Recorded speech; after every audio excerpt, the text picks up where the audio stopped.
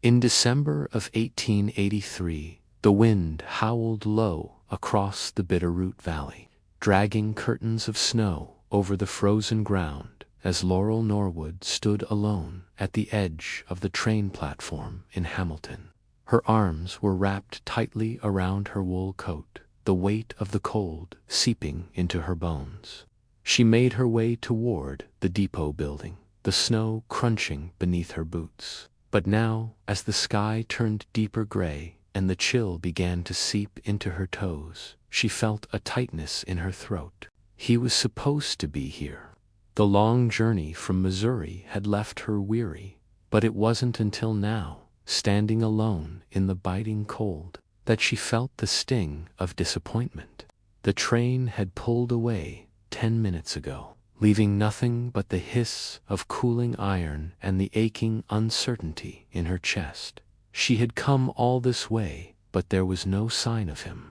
Laurel took a deep breath, blinking back the sting in her eyes, and stepped away from the tracks. She had not cried on the train, not even when the woman across the aisle had whispered, "You must be brave, dear." His voice was low, warm, and breathless from the ride. She nodded, standing too fast, her knees stiff from the cold. Her father was gone, her brothers scattered east, and there was nothing left in St. Joseph but bad memories. "I'm sorry I wasn't here when the train arrived. One of my calves broke through the ice on the creek this morning. I had to haul him out." He stepped forward, eyes searching hers. "I brought something for the ride." She had come west for a new start, hoping to build a life, and perhaps find someone kind. "Chicken soup," he said, offering it to her, still hot. Laurel took the pail in both hands, the heat seeping through her gloves. He was not polished, not a man of city manners. His jaw was rough with stubble, his coat patched, his gloves worn through at the thumb. But his eyes were steady and kind, the kind of eyes that did not flinch from trouble. But the train had come and gone, and there was still no sign of Thomas Vale. "I wasn't sure if you'd really come." She reached into her pocket, pulling out a folded piece of paper, creased and worn from repeated readings. It was a letter, written in a careful, tidy hand. Smoke curled from the chimney, the windows lit with golden lamplight. He dropped to one knee, holding the ring again between his calloused fingers. "Laurel Norwood, will you marry me?" A fire snapped in the hearth, casting a warm glow. Laurel's eyes caught the table, 2 bowls, 2 spoons, and a folded cloth in the center with a single sprig of pine. Thomas swung off the horse and lifted her down carefully, his hands lingering at her waist. Thomas stood, and for a long moment neither of them moved. "Laurel, I'll be waiting in Hamilton. I've got a cabin, land, and a good name. I'll have soup on the fire and a ring in my hand." He helped her onto the saddle behind him, securing her trunk with rope, and then mounted. Laurel wrapped her arms around his waist, pressing her cheek to his back as they rode into the snow. She leaned into it without thinking. He kissed her slowly, carefully, like he was afraid to rush her. Thomas built a frame for seed trays in the liento using salvaged pine from a half-fallen fence. Laurel, with the seeds she had carried from Missouri, pressed them into the earth, the promise of something new growing between them.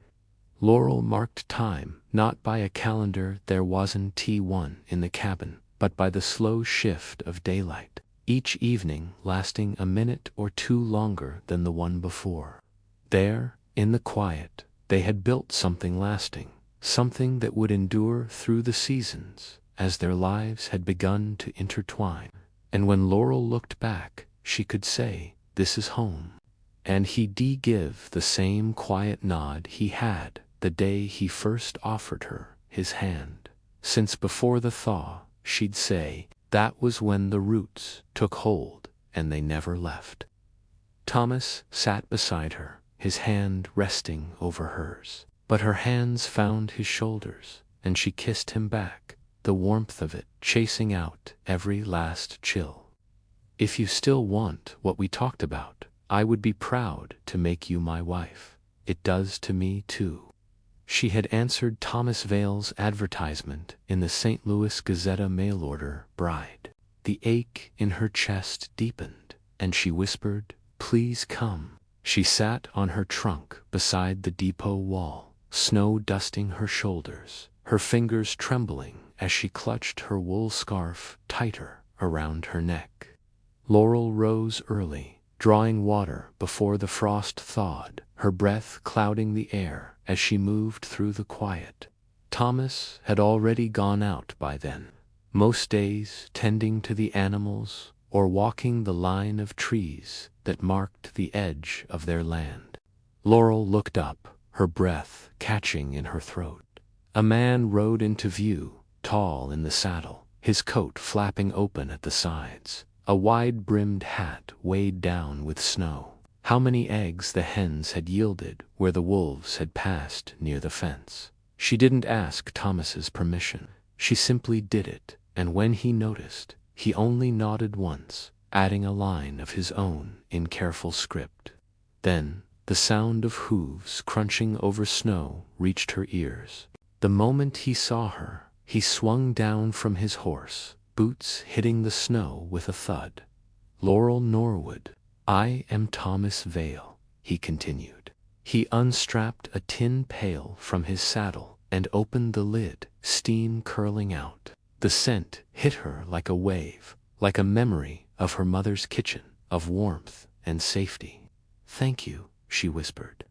Thomas reached into his coat pocket, pulled something small, wrapped in cloth, and unwrapped it in front of her. A simple gold ring glinted in his palm.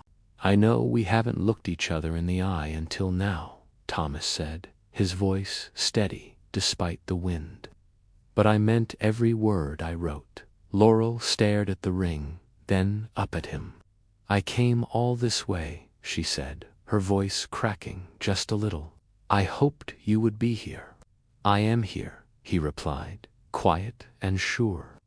Laurel glanced at the soup, then the ring, and finally back at him. "Then I will come with you." Thomas nodded once, a hard, relieved breath leaving him. The soup sloshed between them, still warm, tucked inside his coat. It was nearly dark when they reached the cabin. "I made space for your things," he said, a bit shy now.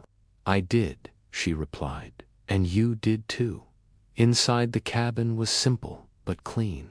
"I wanted to ask properly," Thomas said suddenly, standing straighter, "or as proper as I know how." Her breath caught, her eyes stinging again, but this time not from the cold. "Yes," she said, her voice trembling. "Yes, I will." He slid the ring onto her finger. It fit perfectly. Then, gently, he touched her cheek with his knuckles. That night, Laurel sat by the fire, with her feet tucked under a blanket, the soup now in their bowls, the ring warm on her finger. "I know we're strangers still," she said, "but this feels like the beginning of something good." He looked at her, his eyes soft. The days settled into a rhythm, each morning beginning before the sun crested the ridgeline. By the time the first thaw came, the snow had hardened into layers that crunched underfoot. She had begun to keep a small ledger by the hearth, not for money, but for notes, what they'd planted in the window box near the door as spring approached. The landscape transformed. When the snow finally melted, the valley stretched wide and bright with possibilities. Thomas had once said that he didn't know what to expect when she came, but now, with each passing day, they had created a life together, life not defined by the past, but by the work, the quiet, and the love they had built side by side. Years later, when neighbors asked how long they'd been together, Laurel would glance toward Thomas.